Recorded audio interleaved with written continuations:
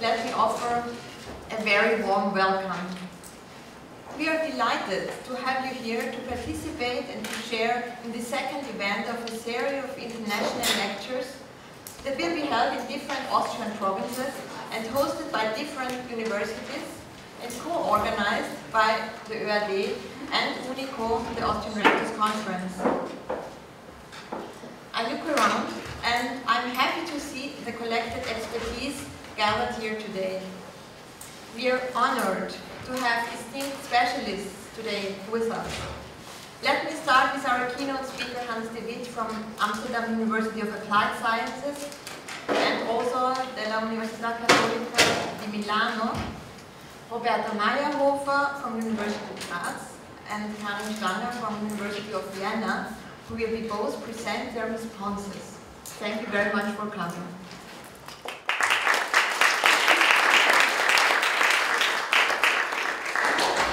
My special thanks go also to our partner ÖAD, hosting the today's event here, to the University of Vienna, and particularly to the COSEC as mastermind of international lectures, and the Austrian Students' Union as our partner.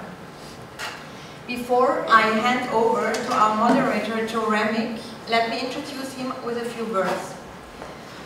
Joe Remick was born in the United States and graduated in '84 with bachelor degrees in modern history and German from the University of Illinois, and since 1988 he has worked as a journalist of the ORF, currently at FM4, and he has also contributed to other media such as BBC and the International Herald Tribune. So thank you very much, Joe Remick, to be here today.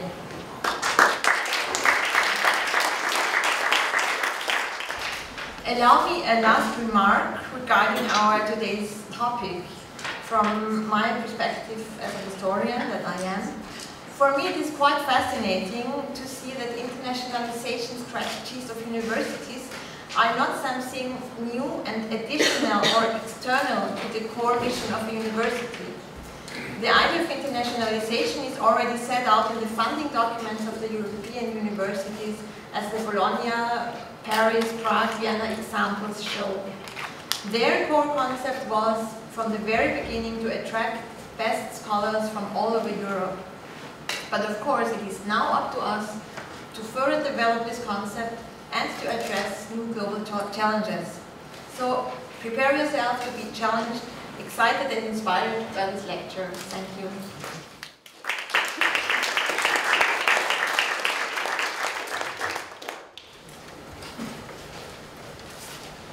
Thank you, Elisabeth, for the kind words and the introduction. And again, welcome to all of you for today's lecture, which is on the challenges and opportunities for internationalizing higher education in Europe. And we heard about who our guests are today, and I'll just tell you how the next hour and a half will play out. Professor de Witt will give his lecture, and that will be followed by a reply first from Roberta Maierhofer, and then a reply from Karin Stanger, and then Professor de Witt will be able to reply to their responses, after which we will open up the discussion to the audience. So with no further ado, let me introduce Professor Dr. Hans de Witt, who's here to my right. He's a professor of internationalization of higher education at the Amsterdam University of Applied Sciences. He is also director of the Center for Higher Education and Internationalization at the Università Cattolica Sacré-Cœur in Milan, Italy. In addition, he's also a research associate at the Nelson Mandela Metropolitan University in Port Elizabeth, South Africa. So at this time, I would I'd like to hand over the podium to Professor Dr. Hans de Witt.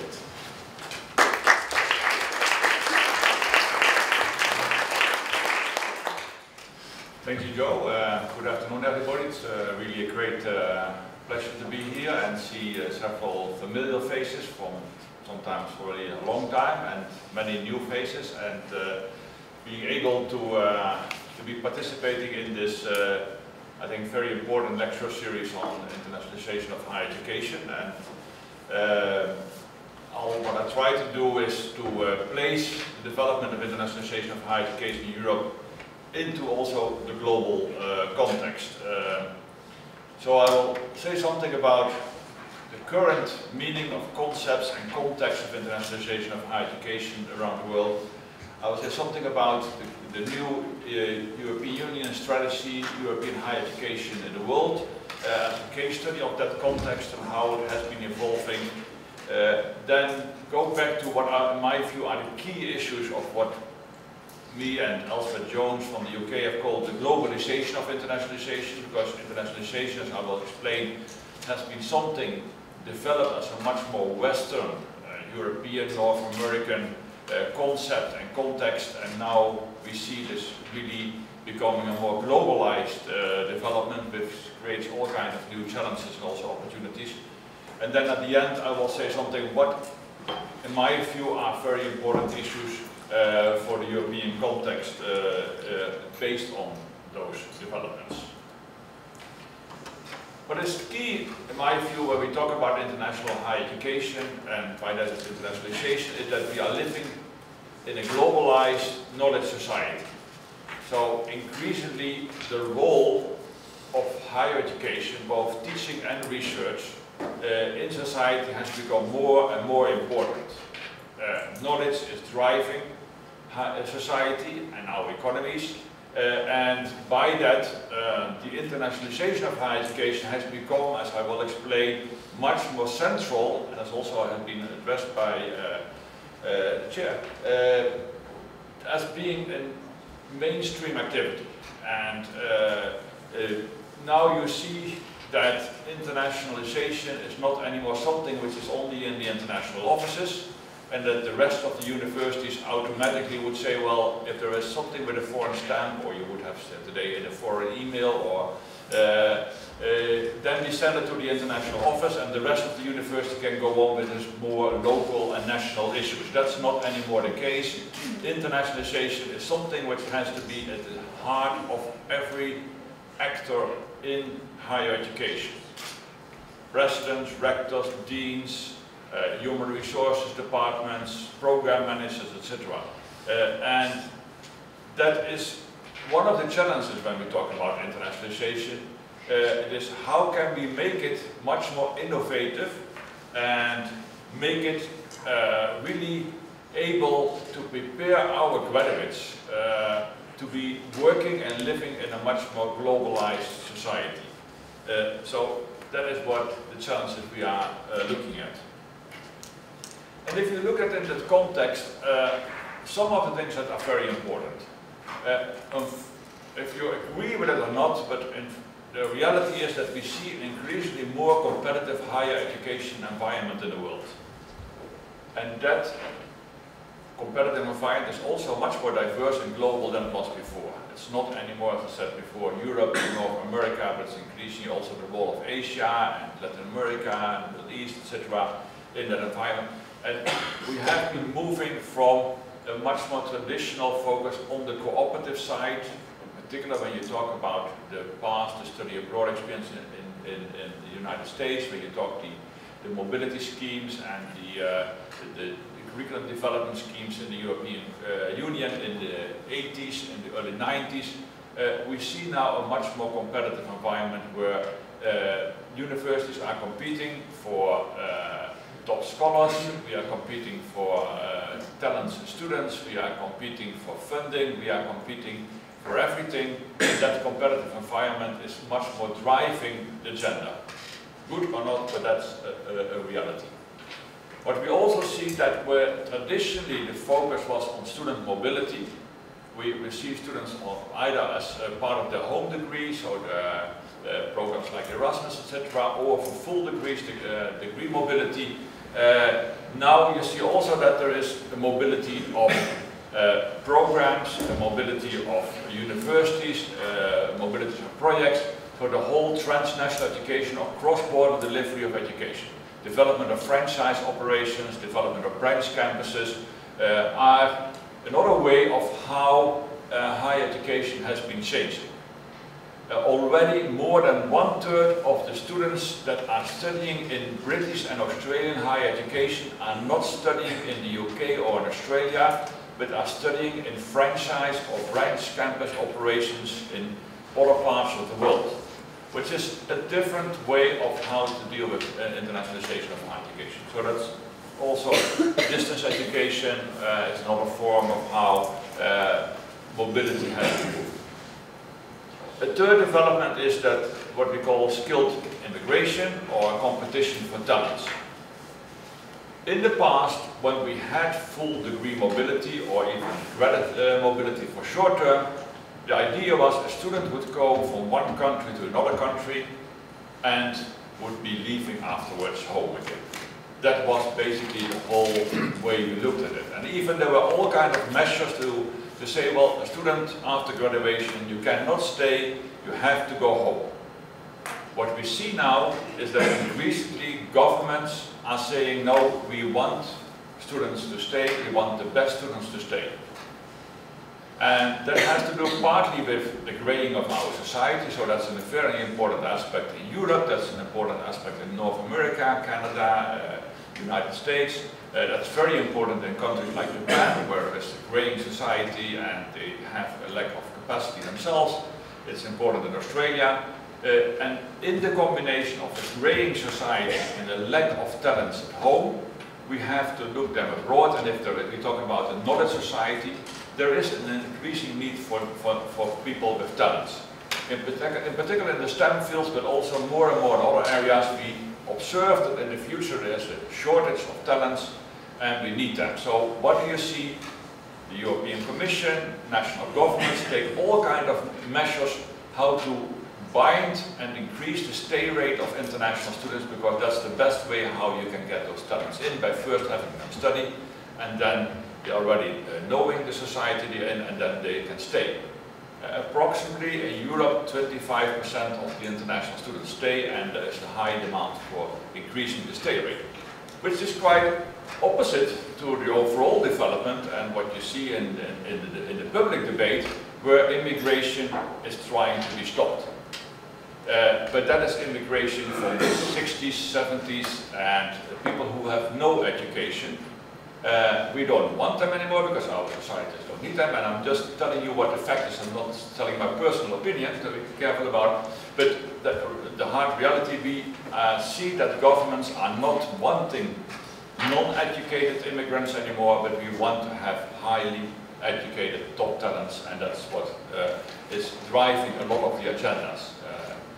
If you have the intensive debates, for instance, in the United States between the Republicans and the Democrats about the immigration law, on that issue, increasingly are agreeing, and they try now to create more measures how to have tolerance, and the same discussions you see in countries like the Netherlands and UK and Australia and so on. What we also see is that employers want more talents that are not only academically or professionally well equipped, but can operate in this global knowledge society. That they have the competencies and the skills to operate in international and intercultural teams. So there is a growing demand from employers to say, well, we need talents, but if the talents don't speak other languages, don't understand their profession in international context, don't know how to operate in diverse contexts, then those talents are not able to function in the global knowledge society. So that's another key driving element in the higher education community in global. At the same time, it's still true, and I come back to that exchange and cooperation, particularly the mobility as part of your home degree, like programs like Erasmus, continue to be an important dimension of the internationalization of higher education. But these are some of the developments that you see that are driving currently the agenda. And if you look at what does that mean, we have been seeing the development of internationalization is something which is still relatively new. There are a lot of books written about universities being international by nature and from the history, and we always make reference to the Renaissance times and Erasmus, the philosopher, etc., the wandering scholars around the world, which was to a certain extent true. But the large majority of our universities are created in the 18th and 19th century with a very national focus to prepare professionals and administrators for a national context. So international was something which was not a natural part of the most of the higher education sector in Europe and the rest of the world, and so you have to bring that in. And it was to a large extent, even up to the 90s, still a very marginal part of the policies of universities around the world and also in Europe. So what you have to do, and that is the definition of internationalization, several of you will be familiar with, but that's the most commonly accepted definition of internationalization of higher education by my colleague Jay Knight from the University of Toronto. It is the process of integrating an international, intercultural or global dimension to the purpose, functions, delivery of post-secondary education. And some of the words in that definition are very important. It's a process. It's not something you do and then mission accomplished. It's an ongoing process. It's integrating, so bringing in something which is not by nature there. And it's both international, intercultural and global. So it is not only between nations, it is also between cultures, and it also addresses the increasing globalization of our economies and societies. And it has to do with all the functions that we have: teaching, research, the way we deliver by distance, etc., in the higher education sector. And by that you see that it is moving away from what was a much more common term until the 90s, international education, which was something instead of a set of marginal activities, study abroad, receiving international students, into a much more process-oriented way of how to deal with internationalization. What we see recently is something what we call, and I refer to that as already, mainstreaming. Mainstreaming of internationalization, or as our American colleagues more addressed, like comprehensive internationalization. We see that now internationalization is not something marginal anymore, but it's really part of a whole activity of the university. And basically by using terms like mainstreaming internationalization or comprehensive internationalization, it re-emphasizes the integrative and process components of the definition of J9. So it makes it even more stronger that it is something that everybody in the universities has to deal with. And we will see later how that develops around based on some statistics of how universities perceive that themselves around the world. And comprehensive internationalization, defined by John Hudzik in the United States on behalf of NAFSA, as a commitment confirmed to action to infuse international and comparative perspectives throughout the teaching, research and service missions of higher education. So it is basically an action. We have to make internationalization more comprehensive. We have to bring it out of the margin and do it in everything. And it shapes the institutional ethos and values and touches the entire higher education enterprise. So we have to look at everything what we do, what are the ethical consequences, what are the values that we describe, and it has to be embraced by all the key stakeholders in the higher education sector. So that's what we see as a re-emphasizing in internationalization. It has to be increasingly more comprehensive and not marginal. And that brings me to a point which I always have to emphasize is we talk a lot about internationalization of higher education as something that we have to internationalize. But internationalization is only an instrument to do something else. It's not a goal in itself, but it is a means to an end. And the end is to increase the quality of our teaching, of our research, and our service to society. It's only a way how we increase that quality that is driving the agenda for internationalization. Research, teaching, the service function of university cannot anymore take place only in the local and national context. It still has to do that, but it has also to take place in the global context. So internationalization is a means how to increase that kind of environment, which is much more the international and global intercultural environment. And that is very much forgotten in the strive for quantitative goals. If you look at governments, if you look at institutions of higher education, what are they looking at? They look at input and output. They look how many investments we do to get more students going abroad, to have more international students coming in, to teach more programs in English, to get more scholars in our academic staff, to get more research funding from the European Commission. That are very quantitative goals. There's nothing wrong with setting quantitative goals, but if you don't look at what those quantitative goals accomplish in the sense of the quality of what we are doing, then there's something wrong. And in the whole discourse about internationalization, that qualitative approach is very much forgotten.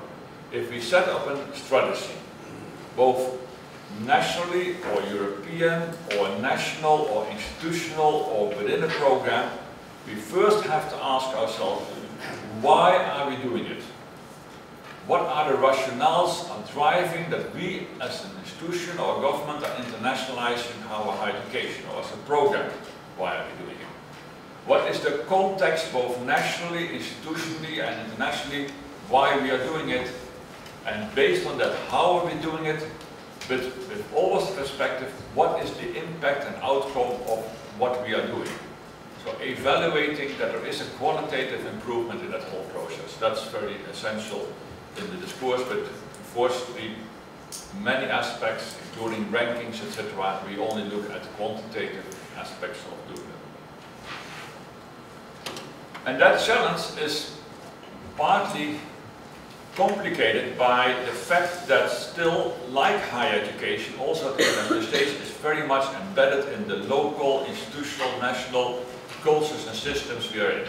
Because still the agenda is driven by the local circumstances. So that makes it not always easy to connect those two, but you have to base that in the question, why are we doing that? That context is very important, and that has to be embedded in your strategy. It is also quite different by disciplines. You cannot develop just only an institutional strategy and say, well, every discipline, every faculty in the university has to follow that model. There is not one model that fits all. The relationship that internationalization has to society is quite different for a school of education than for a school of engineering or a school of business or a school of humanities. You have to look into that context as well. What is the relation? So what is society from graduates from those different disciplines needing? And it might be quite different if you talk about the bachelor level, the master level, or the PhD level, or do you talk about a specialized institution of higher education or more comprehensive institution of higher education. So it is very complex. And by that it always changes over time, because the impact of society, of political developments, and even of academic developments is impacting the way of internationalization. I mean, I've been working now nearly 35 years in internationalization of higher education, and I would have had a completely different talk 10 years ago, 20 years ago, and 30 years ago when we talk about internationalization of higher education, because the context is completely different over time. And so you have to be always aware that you have to change and you have to adapt to those contexts. At the same time, also a problem increasingly is that internationalization has become a very broad concept, because it incorporates all kinds of different dimensions. It's the cooperative side, the competitive side, the mobility side, the curriculum side, the research, teaching, and sometimes even they are conflicting with each other. But when we talk about cooperation, that might be in conflict with the more competitive recruitment of international students. So that's one of the challenges. It also is true that we have not been able, in particular I think in the industrialized world, to be very innovative. We still talk the language of 25 years ago. We still assume that we are talking about cooperation where increasingly there's competition.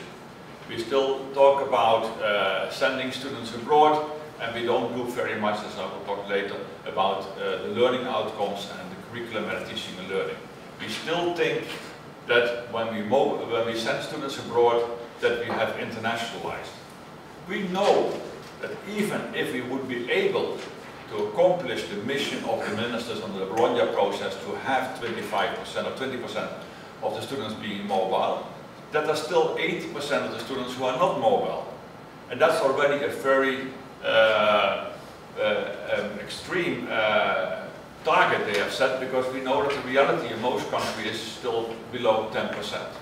So we still talk about internationalization as being very much mobility focused, where we know that a very large percentage of students will never be mobile in the sense of part of their study. They will be mobile in their holidays, they will be mobile on internet, Facebook, etc., but they will not be mobile as part of the study. So internationalization is something which is still very much traditionally looked at and not in a very innovative way.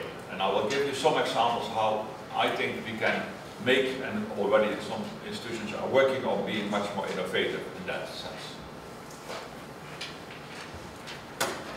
To make that whole broad concept a little bit more manageable, Jay Knight has on the definition said, well, we have to define it in two components. One is the internationalization abroad, and that are all forms of education crossing borders of students, scholars, programs, institutions, etc., etc.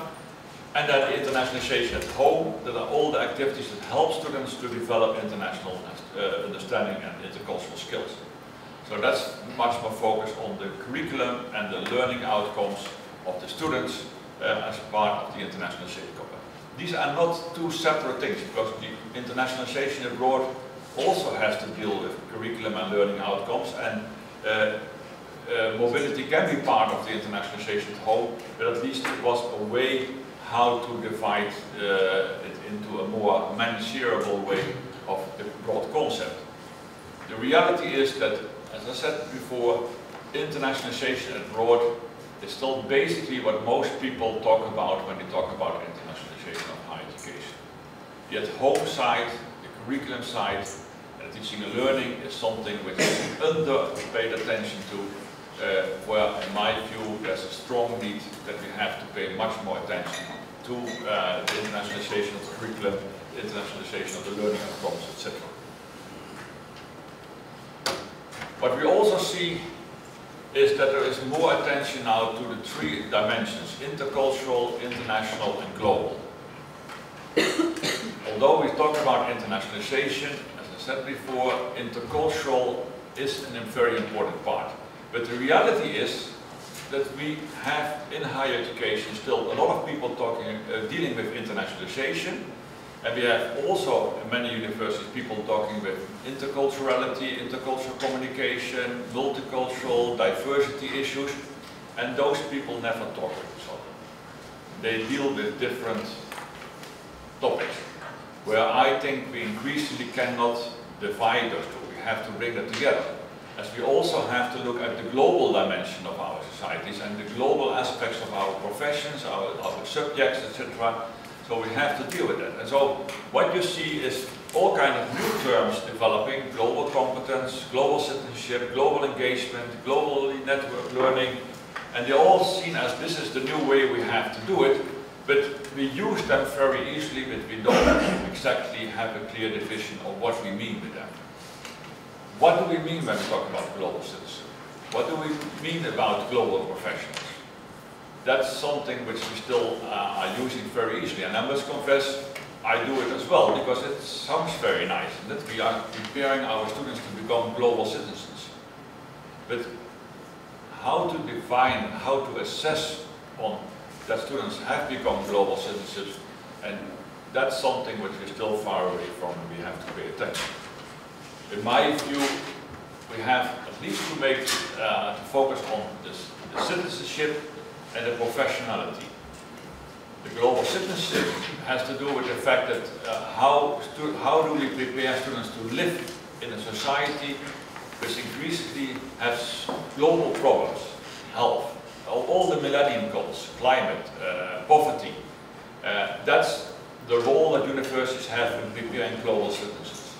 And to make them aware at least that they are part of that global environment and global issues that they have to be operating in and living in. And the professional side is that they also have to be working much more in that global environment, so they have to have both dimensions addressed as part of their curriculum to make them both professionals that are global and citizens that are global. What are in that context the priorities for internationalization?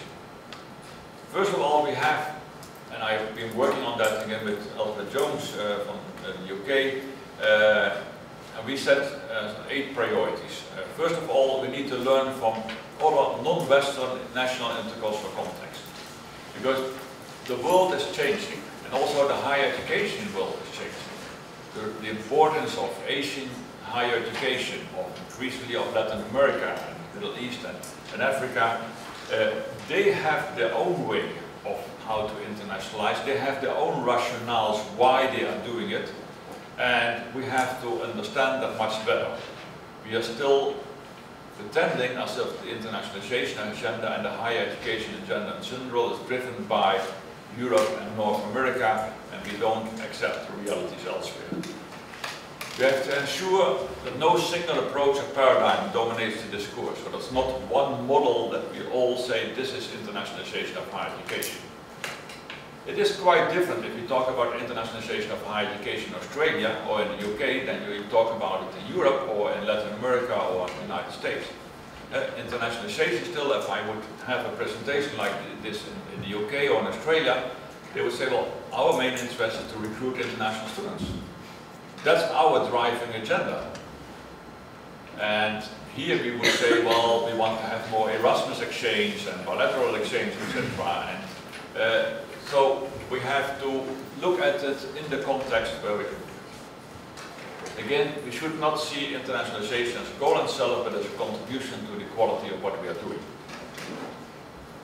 We have to give even greater emphasis and clarity on the why of internationalization. Why are we doing it? And it is always interesting if I go to universities around the world, if I advise governments, they always talk about what they are doing. And then we ask them, why? But why are you doing this? And they have no answer to that. And the answer can lead you to completely different strategies. So you have to be much more explicit in the why. I'm involved in a project now by the European Consortium for Accreditation Agencies, including some institutions here in Austria. I'm part of that, and Austrian quality assurance agencies. And we are visiting programs and institutions around Europe to look at how internationalized their programs of the institutions are. And it's always surprising in the self-assessment reports that they never answer the question, why are we doing it? They just start immediately, we send so many students abroad. We have 400 agreements of cooperation. And increasingly the number of agreements is higher than the students they exchange, so it's always very remarkable. We have so many programs in English, etc. Why they have that, they haven't thought about it. So it's really more important to do that. We should pay more attention to faculty and student perspectives for internationalization. This agenda is still very much defined by administrators, by rectors, etc., by external actors like ministries, like the European Commission, etc. But we never listen to, but what do students want? What do our academic staff want? What is their perspective on internationalization? More and more important. So, interested to hear the student voice on that perspective, for instance. We have no idea about the relationship between employability and internationalization, because we don't know exactly what students do with their competences in that respect when they are working. We ask sometimes the employers their opinions, and then if you ask the employers' organizations, they say some very generic words that it is important to them, or sometimes they say it's not important to them, but we have not a real idea about how the relationship is. We assume that there is, and there's more study luckily done. I can even tell you there's coming out very soon a report on the impact of the Erasmus program on employability, and the figures look very positive. I can say that.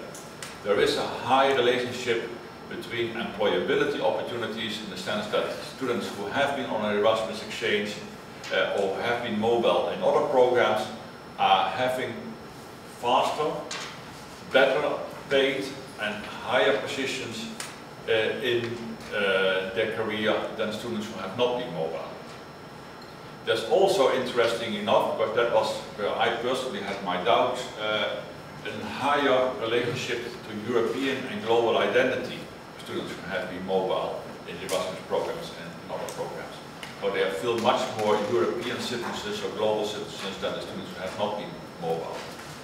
There's also, by the way, a very high percentage of personal relationship. I think the figure is 20% of students who have been on mobile programs are married to a partner from another part of the world. But that's a side point. But it gives you also some idea about how more international it is. So, but we have to have more studies on that. We have to understand what a student who graduates and works learned from the program, what they are using in the sense of being in an international, intercultural environment, and what they missed, so that we can adapt the programs to that, and we have to do much more study on that.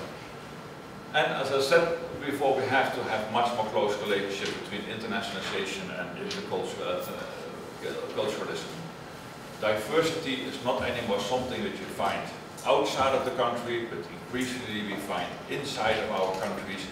And sometimes, I say as a provocative statement, it is much more useful to send a student on an internship in the neighborhood around the corner than to send a student for a semester abroad to a university. You probably have a much more international, intercultural experience by doing that. So, again, I'm not against mobility, I'm not against the experience with that, but we sometimes have a too easy way of saying, well, we send our students for a semester abroad and then they are intercultural competent or internationally competent. No guarantees given, we have to be preparing them for that. And I think the European Commission has started to understand that. The European Commission has published in June last year a communiqué, European Higher Education in the World. And if you look at it, and I've been part of the discussions as an expert in advising the Commission, that traditionally, if they would have done a document, it would be on the first component, international student and staff mobility. And they would not have been caring about the rest. Now they say in the internationalization and improvement of curricula and digital learning is one of the key pillars for internationalization of higher education in Europe. And then strategic cooperation, partnerships and capacity building, that is the relationship to the rest of the world, is also a very important part. They are seen as a comprehensive strategy for internationalization. And that's in itself, I think, a big step forward, that we're not only looking anymore about Erasmus and in this country, but we look really also at the curriculum. They even say what we have been saying a long time, higher education policies must increasingly focus on the integration of global dimension in the design and content of all curricula and teaching and learning processes. And they even make reference to the term internationalization at home. And by that, the focus on the 80 and 90% of the non-mobile students becomes a very much more important part of how to do, to internationalize. Sometimes still they think that now, especially, and that's always the danger with fashions, that MOOCs are by that the way how you can do that. I personally have my doubts. I'm not ignoring the importance of MOOCs, but I think that's still a very traditional way of delivery of education. I think digital can play a very important role, but much more interactive.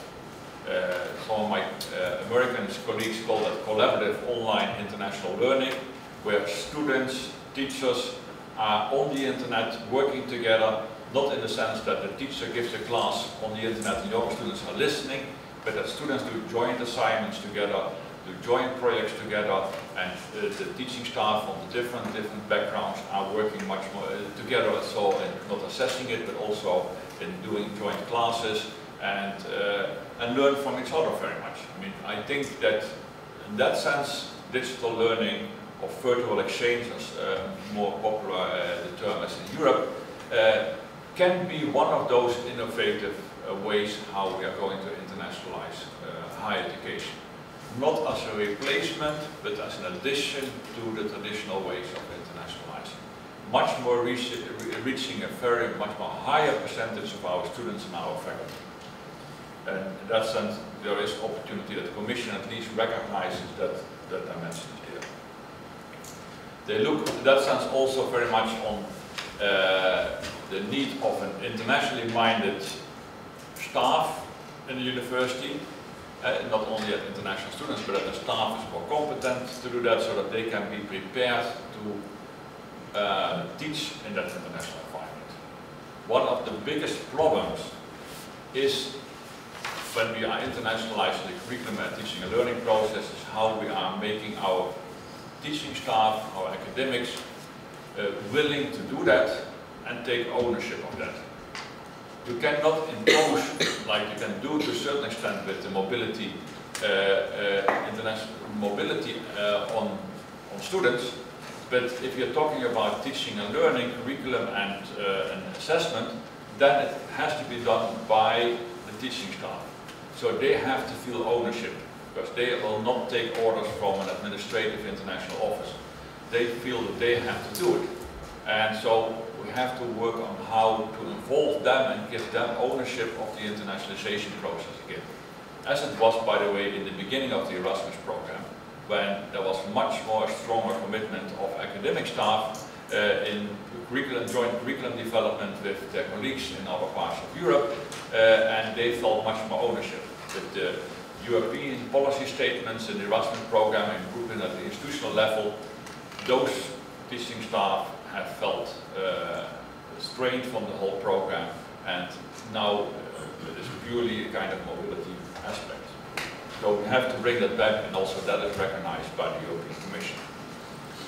Languages is an important part of that. In the policy, the European Commission recognizes that English is a very important part, but at the same time they also keep saying, and I'm very happy that they will continue to say, that multilingualism is an important European asset.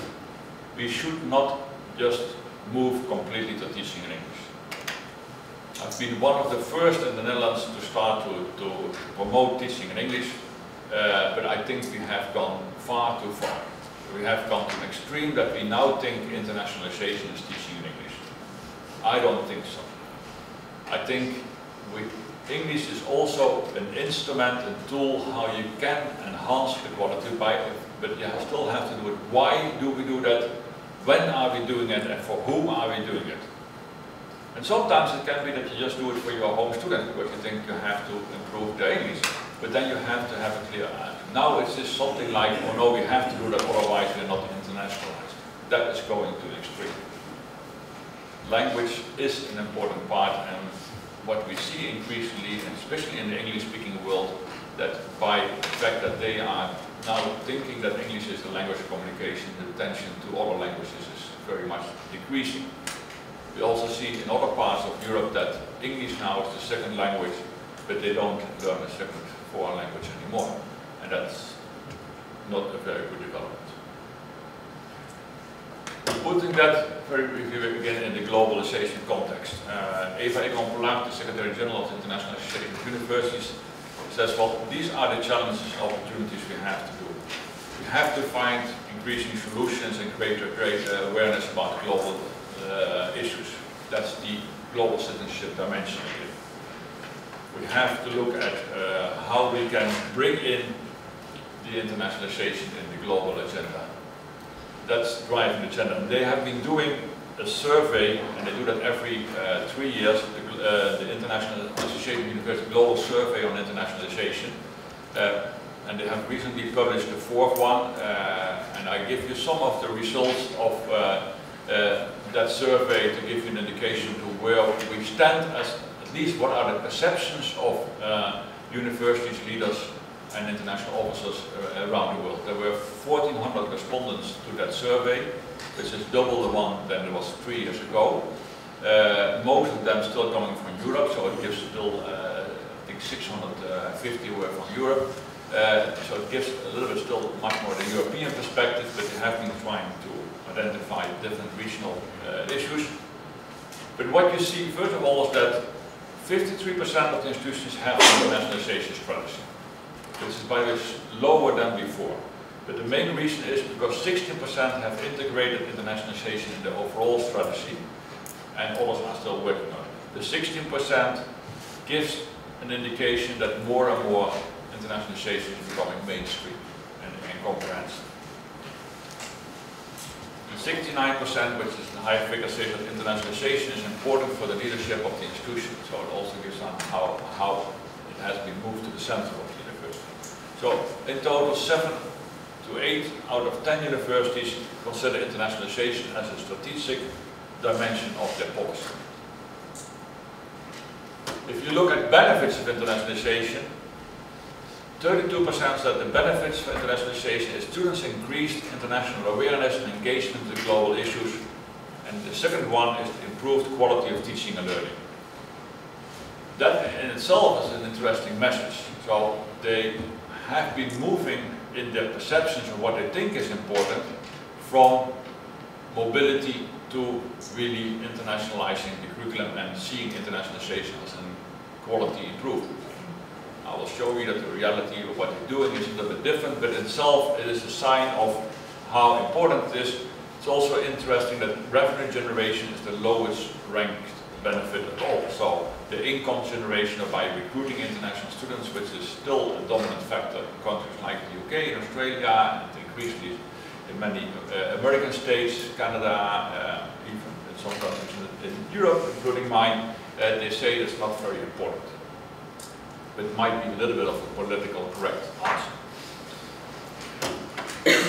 Drivers and risks. 46% see institutional leadership as the most important driver for internationalization, followed by 28% of the international office, while 32% says we see it's still very much national and institutional context which is driving it.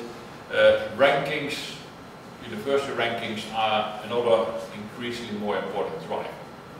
For the good or the bad. I think it's a dangerous development that we so let ourselves drive by international rankings like the Charles Tong and the Times of Higher Education, because also they have much more a quantitative approach to higher education and to internationalization than a quality approach, but that's one of the sad things of globalization that's an important driver.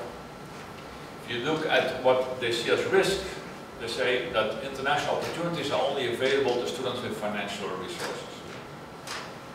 And that is indeed a big risk. We see that there's still an enormous increase of degree mobility and credit mobility. But we also see that only those who can afford it, or who have people who can help them to afford it, are making use of that possibility.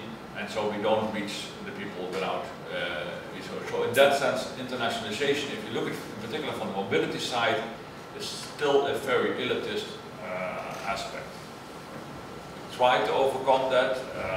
We see also that in programs like Erasmus, it's less dominant than in other programs. Sometimes seen as an upward mobility perspective. But if you look at the global scale, it's still a very elitist dimension. And the commodification or the commercialization of higher education is seen as an important societal risk. Insufficient financial resources are seen as the main obstacle for internationalization, including limited public funding. But that's always an easy answer to give. What is the highest risk? Obstacle, finances. Other ones are probably more interesting. The language barrier is seen as an obstacle for internationalization. internationalization, both for students and for staff. Limited experience of faculty members and staff to internationalize the curriculum and to prepare our students as an obstacle. And if you look at geographical priorities, it is for Latin America and the Caribbean, Europe and North America are the priorities. That is quite interesting. So they look still very much outside of the world. For North America, it is both Asia and Latin America, and not Europe anymore, which is itself also an interesting sign. While for Europe, Middle East, Africa and Asia and their own region is the most important one. Especially the Latin American perspective and the North American perspective on this are interesting. Latin America, I was last week in Argentina to give some talks, and there you see the problem is still they don't have a focus on their own region. They only want to go to Europe. And if they cannot go to Europe, they want to go to the United States, but they don't want to go inside Latin America. They have a lot of problems with that. That's one of the biggest challenges that they face, where in other regions, at least they have a much more own regional approach. And it's interesting that also for Europe, still Europe is the main focus. Outgoing mobility is the most priority activity, so they say that the main reason for internationalization is to prepare all students to be globally aware, but then in reality, outgoing mobility is far much important, and research is more important, and then only the strengthening of the international content of curriculum is only 14%. So there is some contradiction here in the data. And outgoing faculty and staff mobility is in emerging and developing regions much more priority. They still focus much more. We have to make our staff more competent. Although you see science like in Brazil with the Science Without Borders program, that they're now also focusing on the students as well.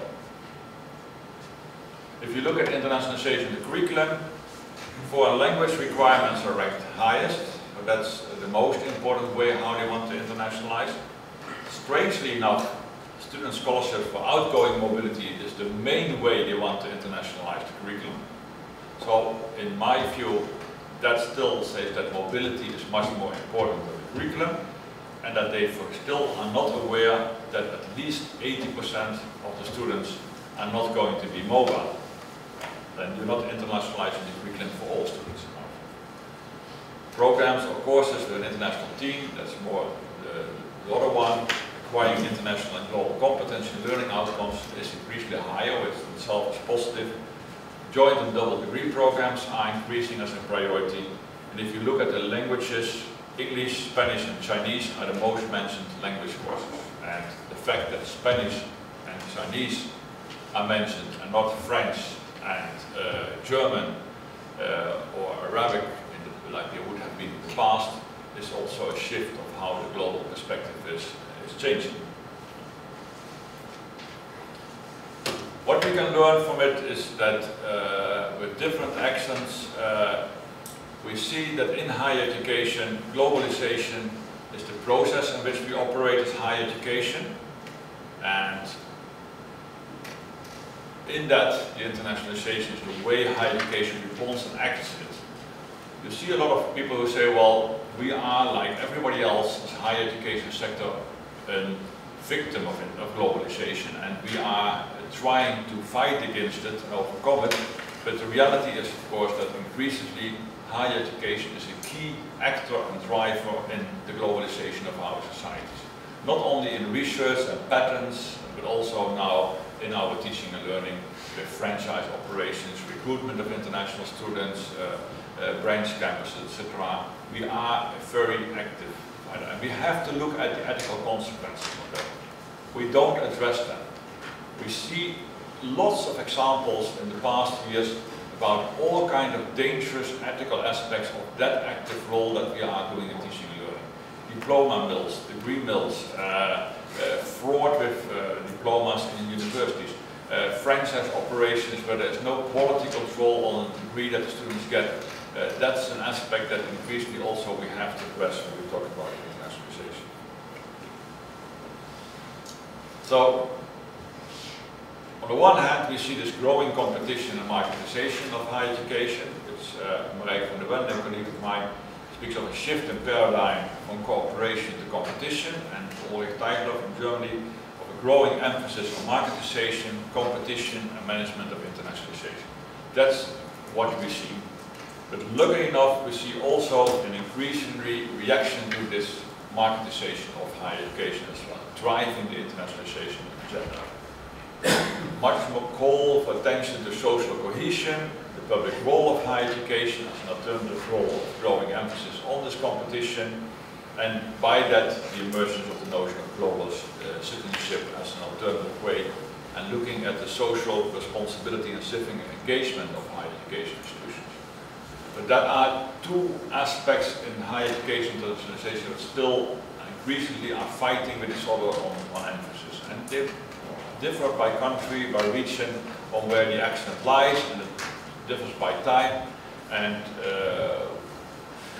there is a strong call for organizations like, for instance, the International Association of Universities, that we should be keeping our responsibility to society, and that this social responsibility should not be forgotten in the trend to increasing commercialization and commodification of higher education. We have a role to play there, and we have to see how we can address that instead of just going on to recruit international students and developing franchise operations and so on.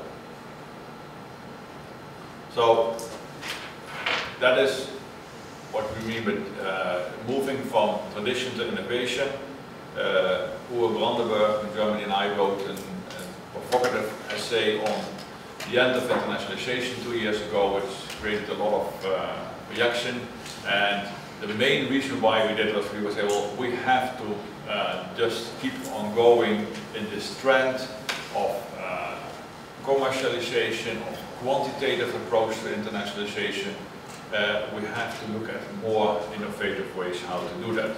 And there are three aspects in that trend that we have to keep in mind. Globalization of internationalization is growing. It is not anymore, as I said before, that Europe and North America are thriving. If you look at the trends, even in rankings, although it goes very slowly, but gradually, Asian universities are increasingly becoming more important competitors. If you look at international students don't only come anymore to Europe or North America or Australia. China has a plan to recruit 500,000 international students in the coming 10 years, which they will become second after the United States in absolute numbers. Singapore, 200,000 students, Malaysia, Japan, 300,000 students, Taiwan the same. South Africa is emerging as a key country in receiving students from the region. So we are not the only alternative anymore. There is a different role to play. Secondly, quantity should be driven by quality and not the other way around.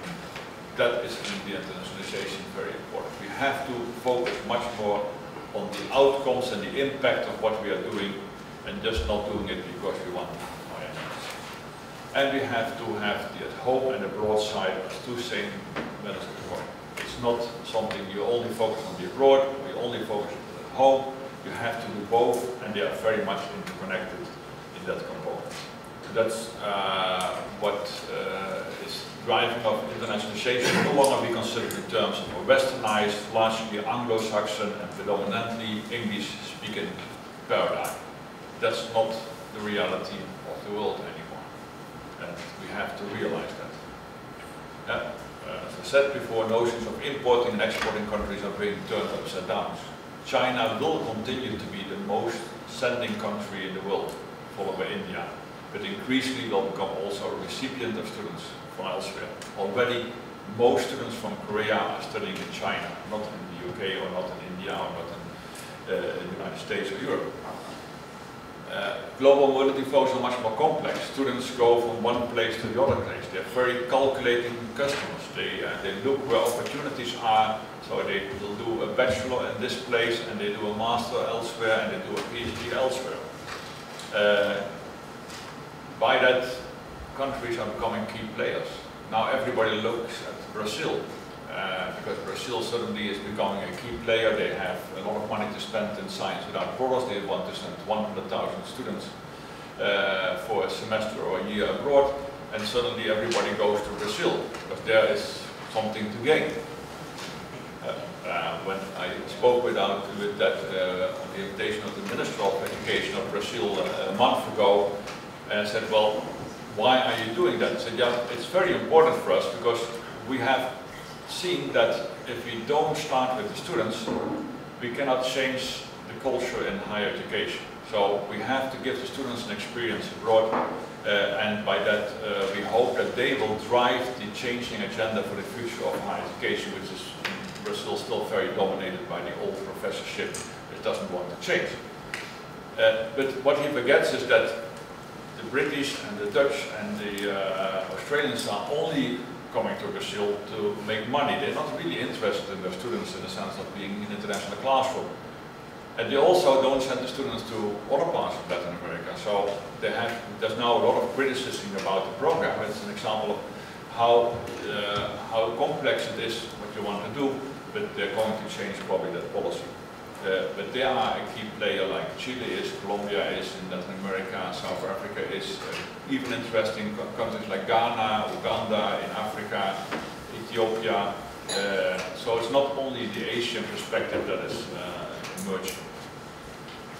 And what is also emerging increasingly is the environment where students coming in, the employer's perspective. We have a tendency to stick to old meats, and we have to change that. We have to move away from only focusing on study abroad, recruitment and exchanges as the only ways of internationalizing. And that's the comprehensive internationalization.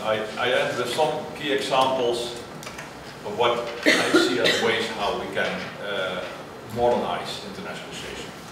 First of all, more focus on joint degrees. That's also what the European Commission wants, but I think it's a very important development. It's still very complex, so you see that most joint degree programs are not really joint degree programs, but are either or double degrees or joint programs, but not joint degree programs. But the trend has to be increasingly in joint degrees.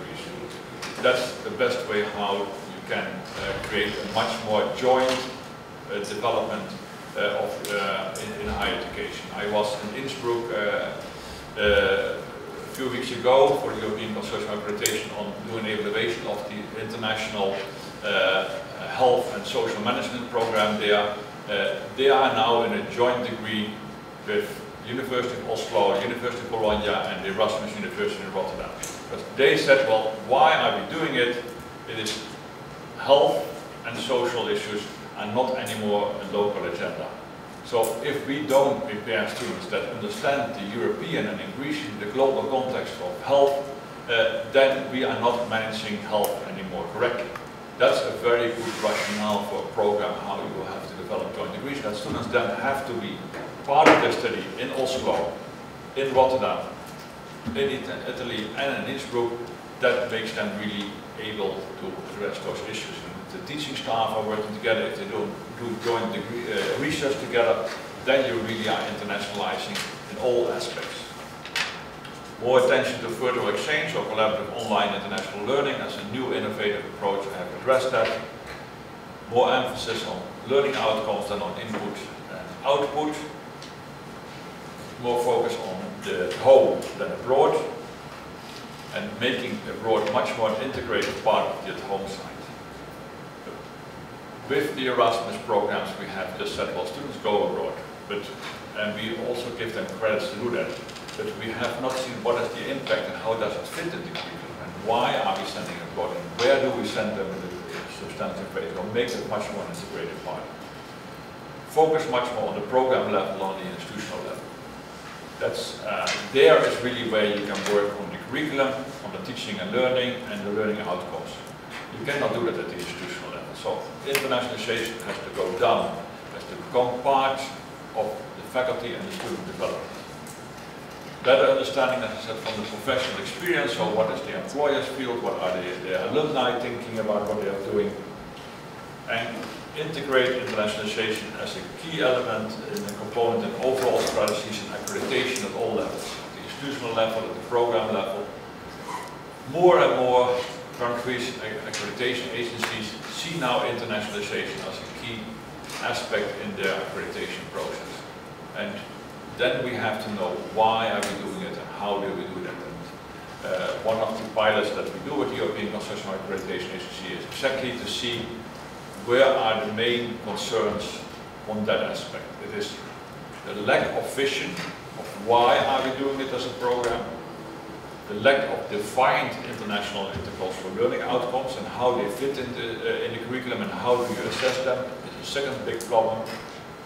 The other aspects in general are not bad. The teaching and learning environment, the student service, the staff service, and most European programs, that's well done. But the first two issues, having a vision of why are you doing it and what is the impact on the learning outcomes and the assessment of the learning outcomes are still the biggest challenges when we talk about internationalization. With that, I end my presentation.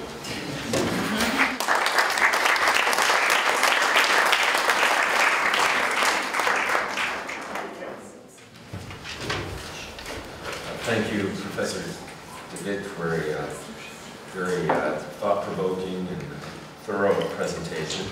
And now we're going to have the first of our two responses. And the first person to respond will be Professor Dr. Roberta Maierhofer. She's the director of the Center for Inter-American Studies at the University of Graz. For 12 years, from 1999 till 2011, she was also the Vice Rector for International Relations at the University of Graz. She's also a member of the Austrian Fulbright Commission, as well as the Austrian University Conference. And with that, I hand the podium over to Dr. Roberta Maierhofer.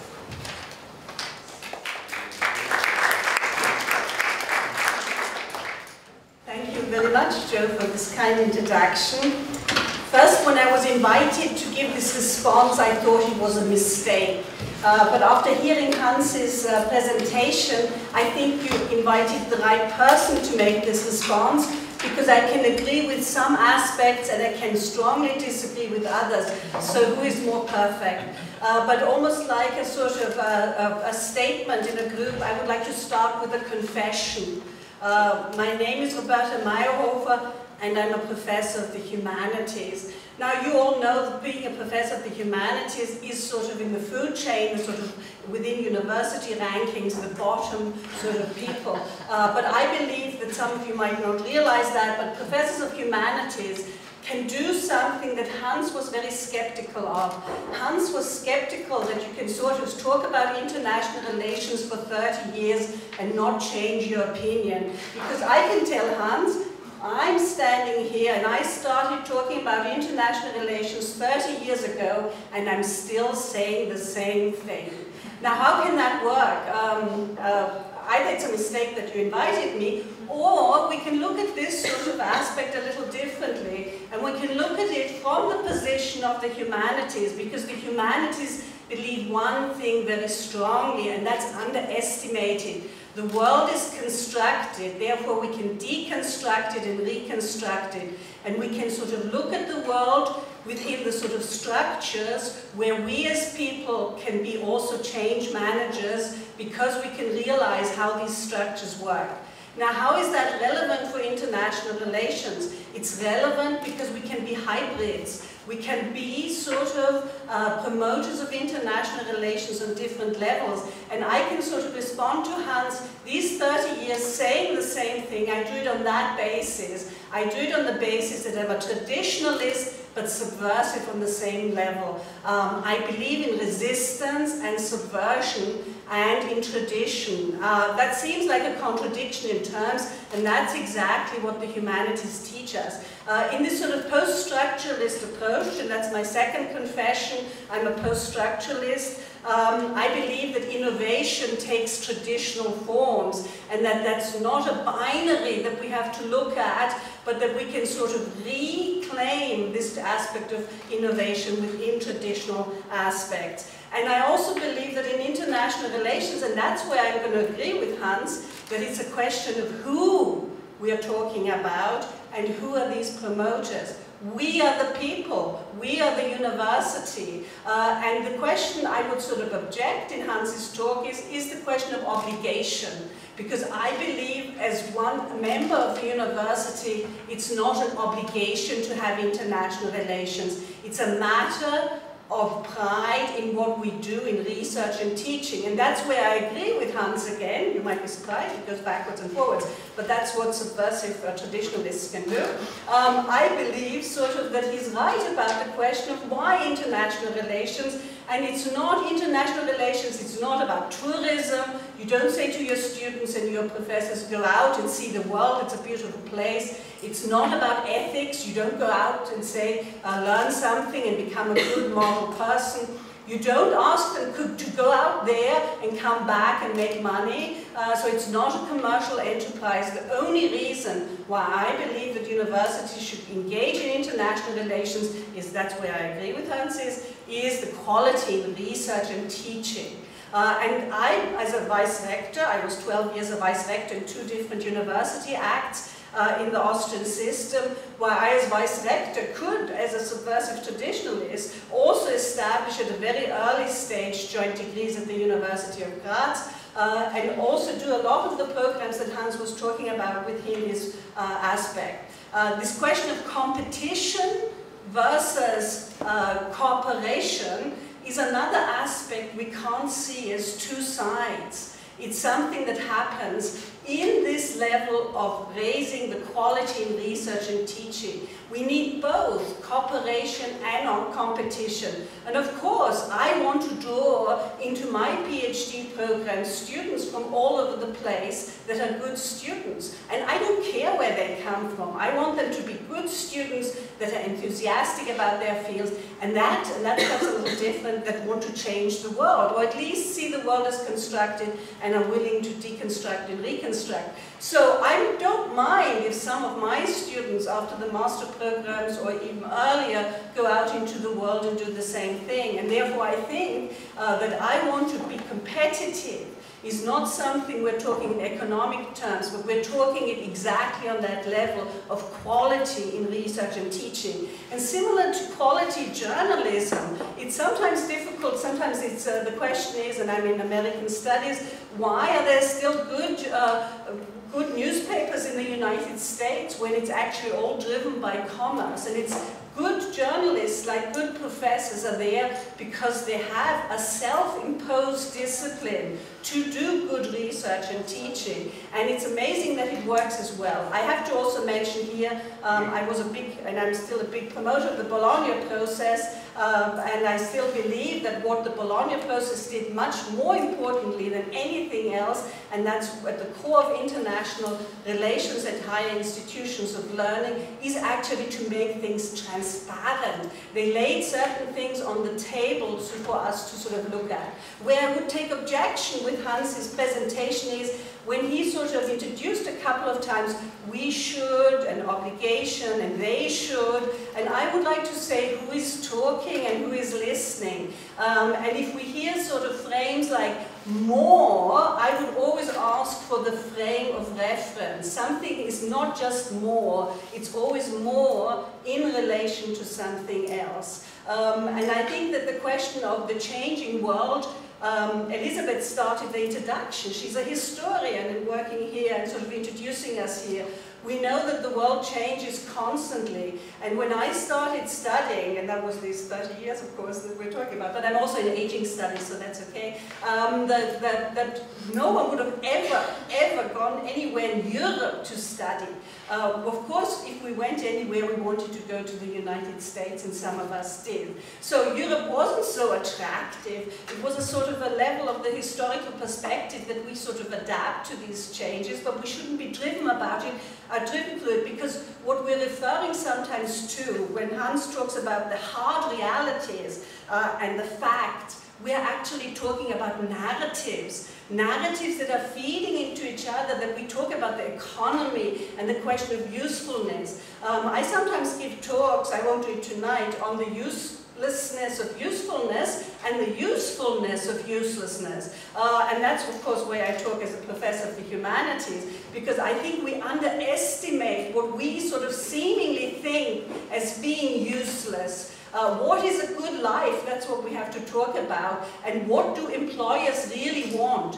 They want people that are also innovative, perhaps in a traditional sense, that can sort of adapt to the changing world. And it's changing fast in many aspects. But we should sort of aim as professors and students and administrators as in creating a learning environment that sort of gives the centerpiece to the quality in research and teaching and offers these possibilities. Now, I do believe in a lot of the structures that we were talking about, but I believe in this balancing act of these structures.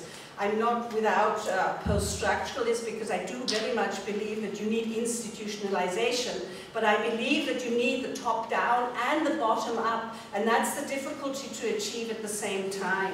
And then there would be no obligation of them telling us something to do, but we would be within this sort of aspect as a team. So perhaps we have to resist these narratives, some of these sort of hard facts that are given. We have to look at the question of what do we all want to sort of do, because in a good university environment where research and teaching are the core, what happens is that also the professors learn from the students, that this sort of aspect of exchange happens on many different levels. So I would sort of, to close my remarks here, I would like to see a little more ambivalence into this aspect, perhaps a little less reassurance that everyone knows what has to be done, recognize these aspects of constructed narratives, but sort of work towards the level of introducing within higher education both tradition and innovation at the same time. Thank you.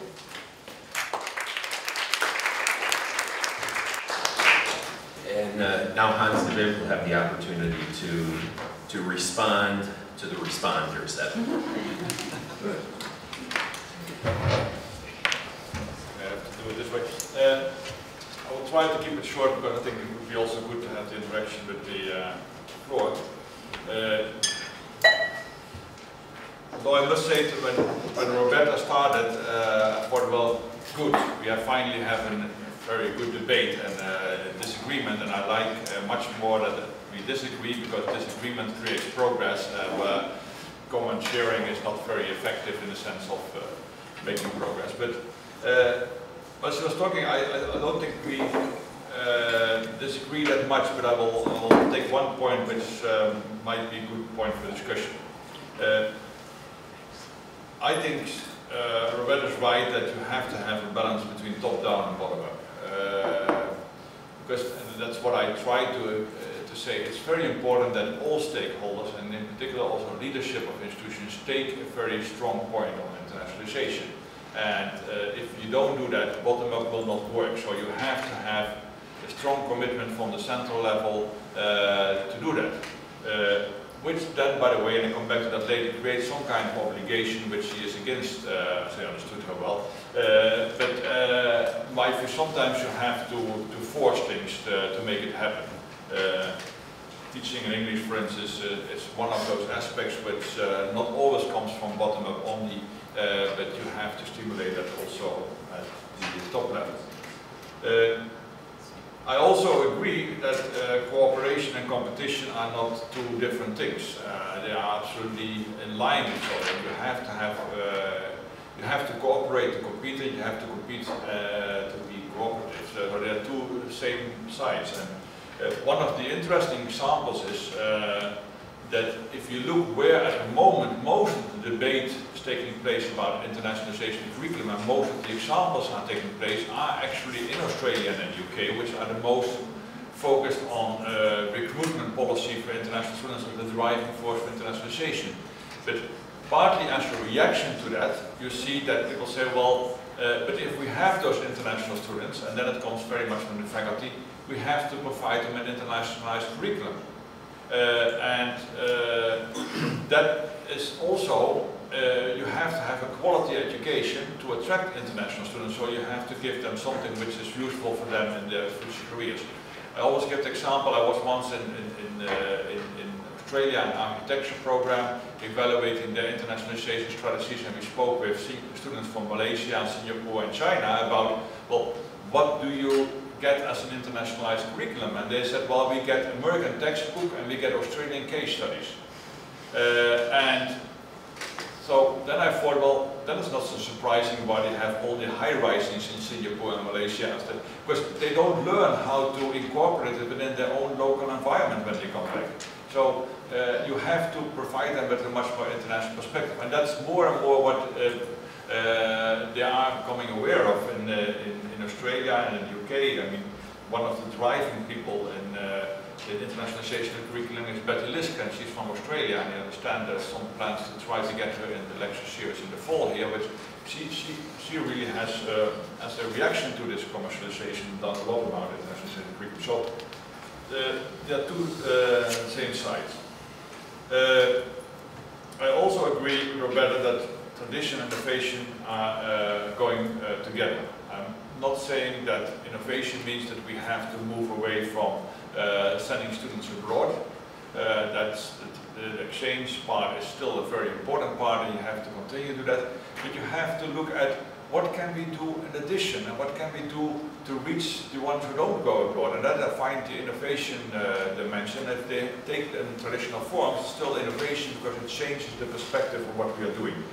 And I think that's very important. Where I tend to say, well, if you don't make an obligation, then it becomes dangerous, is in the fact that we have, as a university, in my view, an obligation to provide every student with the minimum of understanding that they are living and working in a globalized world. And what we see is, again, that we only focus on the elite by sending them abroad. And by that we forget that even the student who is going to work in a bank around the corner, or in a supermarket around the corner, or in a hospital around the corner, that student also has to be prepared that they are living in a much more international, intercultural environment. Again, I give you an example. I was once in Lillehammer in Norway in a nursing program. And they said, well, we are very internationalized. We send all our nursing students for a semester to Africa. Because we think that they have to be prepared to be in a global context. And that sounds in itself very nice, and I think it's also a very great experience for the students, and nothing having against it. But I said, well, are all your nursing students going to work for Médecins Sans Frontières in Africa or in Latin America and developing countries? No, most of them are going to work in the hospital around the corner. And in that hospital around the corner, there are Turkish, Pakistani patients, there are nurses from different countries. And you have to start focusing on that kind of curriculum, how you prepare your students for that. And it was really an eye-opener for them, because they thought, well, yeah, indeed, this is a different way of looking at it. So, and we have, I think, as an obligation that at least all our students have that understanding how their work in the future is operating in that international, intercultural context, even if it's the home. And then what we also have to do for those students who really want to be working in Médecins Sans Frontières or in IMF or the World Bank, etc., that they are facilitated also to do that. That they are facilitated to go for a semester abroad, that they are facilitated to do their masters abroad, or that they are facilitated to work to be taught in English taught programs with other international students and international staff. But that is in addition. But all our internationalization strategy is still focused on that elitist percentage of students that are already believing and wanting or having the means to have it.